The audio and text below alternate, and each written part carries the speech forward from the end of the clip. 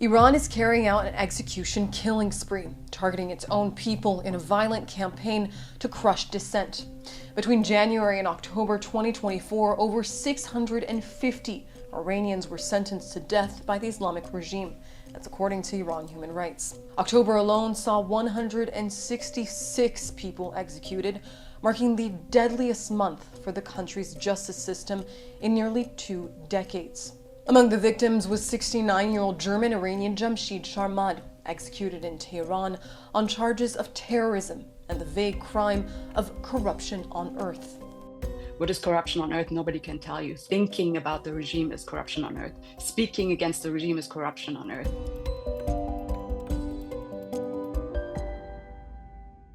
A few weeks after Jamshid's death, we spoke with his daughter Giselle from her home in Los Angeles. Giselle, thank you very much for joining me today. Last month, the regime claimed that they executed him. This week, they said, no, he died. He died of natural causes, which is just shows that this regime, you cannot even trust what they say. They lie in every word, and that's why it's so important for us what you just said. Like, we don't even have his body. We don't even know if it's true that he's alive or dead, or what happened to him, how he was killed.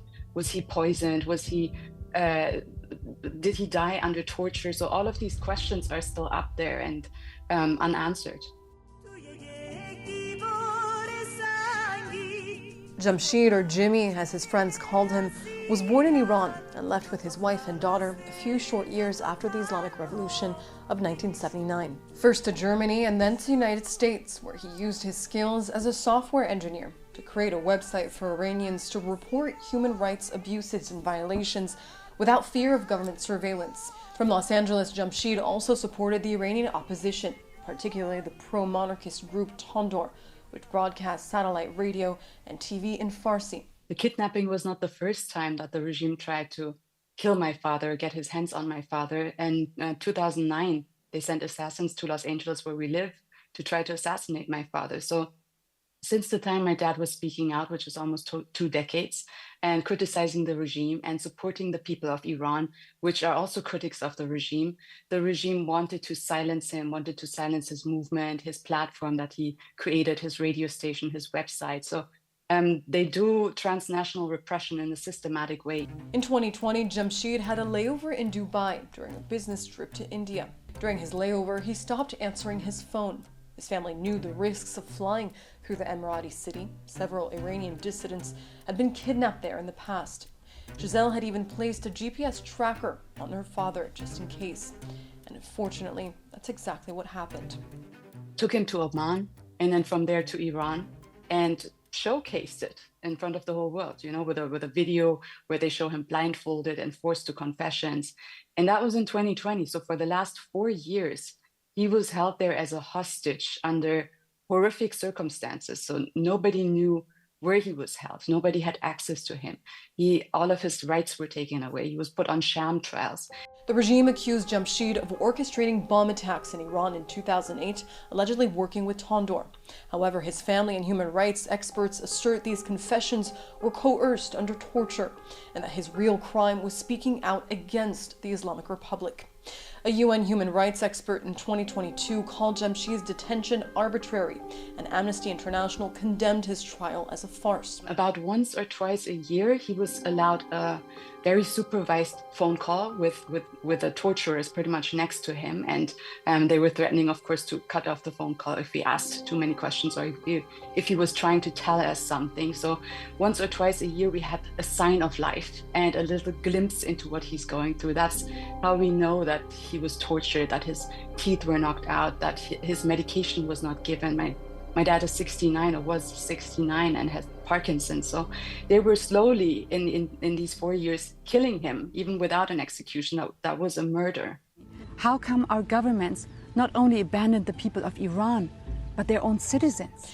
For years, Giselle led the campaign to free her father, lobbying the US and German governments for help.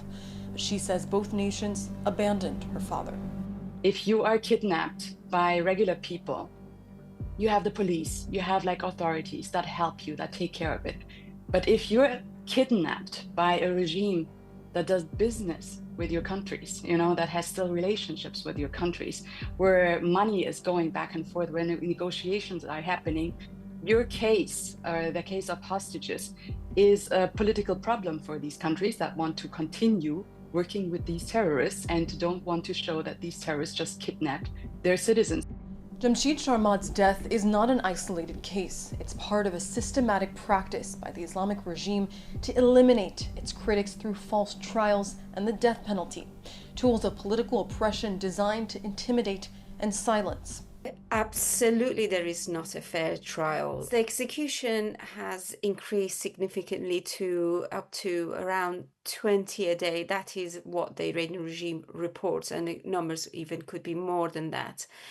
One of the main reasons is to just put more fear into people's heart, just to stop them to come out and protest, and just make an example of each of these executions for other protesters. So it's really how the system of totalitarian survives, and for them is just using fear as a main tool. Human rights organizations warn the regime's reach extends far beyond its borders. Dissidents like Jamshid living abroad are prime targets for kidnapping and execution. They're very afraid, and always have been, about any opposition groups outside of Iran. And one of their tools is put division between different opposition groups, and bring in infiltrators, and use propaganda, use within social media, put fake news about different groups. Another way of doing it is using intimidation and assassination. We've got hundreds of cases of opposition groups, leaders, activists being assassinated, and really nothing has been done by the international community regarding them. These terrorist regimes, like the Islamic regime, is not in power because it's so strong. It has been held in power because Western nations have done business with them, because Western nations have called the Islamic regime Iran and called their terrorists diplomats and invited them to the UN and had negotiations with them and had nuclear talks with them. But what happens in these nuclear talks?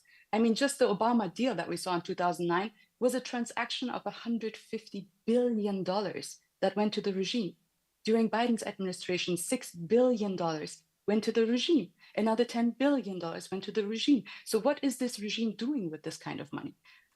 It's not investing in the people of Iran that they're killing every day. It's investing in these terror proxies that then do the same thing as the regime is doing, taking over territory and trying to build a government and establish themselves as a sovereign nation and get the same perks as any country, diplomatic immunity and business deals and all of those things that are happening.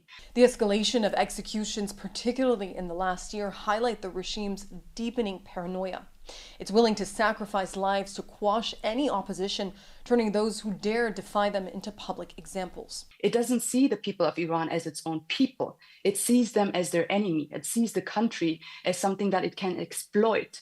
When Khomeini came to power, he said, "I will burn Iran to keep the flame of Islam alive all over the world." So these are the same jihadists, like Muslim Brotherhood, like Hamas, like Hezbollah. This is one network of jihadists and Islamists that don't care about people. They care about power. They care about threatening people and oppressing people so they can stay in power and then take over more and more territory. So they have taken over Iran, Lebanon, Afghanistan, Syria, like all of these parts of the world have witnessed what Iran has witnessed. So murdering these people is something to keep themselves alive. Despite the terror, resistance is growing inside Iran. The Women Life Freedom movement, sparked by the death in custody of Mahsa Amini in 2022, continues to inspire a new generation of Iranians, especially young girls, to fight for their rights and see an end to the regime. They've passed the stage of fear. The situation is so dire. I mean, 70% of the Iranian population live under the level of poverty. And this young generation, they're using social media and seeing how people live outside of Iran and comparing to the suppression that they're living inside Iran, they feel like they have got nothing to lose, and they're chanting death or freedom. Their tool was just their hair, just taking the headscarf off was their weapon, just to demonstrate protest. And it showed the world that really the people of our Iran are different to the regime.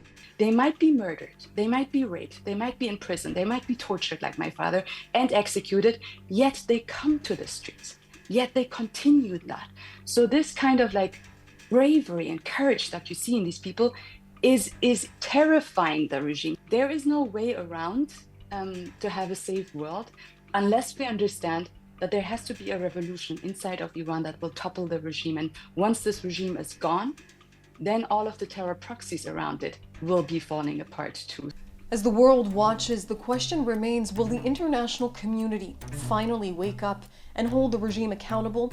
Or will it continue to enable their brutal terror tactics on Iranians for the sake of diplomatic appeasement? In the case of Jamshid Sharmad and countless others, the fight for freedom and justice in Iran is far from over.